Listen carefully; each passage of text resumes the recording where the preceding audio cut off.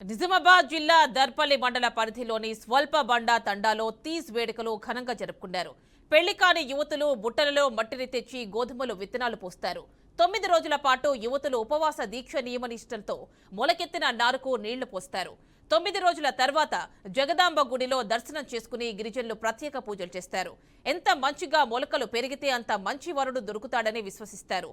నిమజ్జనం రోజు యువతులు సంప్రదాయ పాటలు పాడుతూ నృత్యాలు చేస్తూ రంగులు చల్లుకుంటూ ఆడామగా భేదం లేకుండా సంబరాల్లో మునిగి తేలుతూ సంబరాలు జరుపుకుంటారు. మొలకెత్తిన నారును చెరువులో నిమజ్జనం చేస్తారు.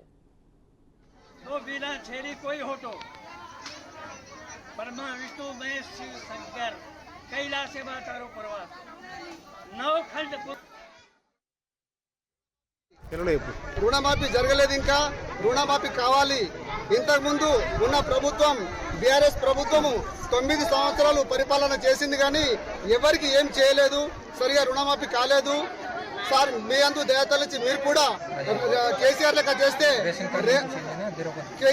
చేస్తే రైతులు మొత్తం రోడ్ల మీద పడతారు, బిచ్చమడుకునే పరిస్థితి అవుతుంది. మీరు రైతులందు దయతలిచి రైతులను ఆదుకోవాలని, ప్రతి ఒక్క రైతుకు రుణమాఫీ చేయాలని. ఇంతకుముందు మీరు మినీ పోస్ట్లో మీరు ఎలక్షన్కి వచ్చినప్పుడు ఈ డేట్ ఆ డేట్ అని చెప్పలేరు. ఇప్పుడు సీటు మీద కూర్చున్నాక ఈ డేట్ నుంచి ఆ డేట్ వరకు కటాఫ్ తేదీ పెడుతున్నారు. అందుకని ఆ డేట్లు పెట్టకుండా ప్రతి ఒక్క రైతుకు రుణమాఫీ చేయాలని, ప్రతి ఒక్క రైతు కృషి కావాలి. ప్రతి ఒక్క రైతుకు రైతే రాజు అంటారు.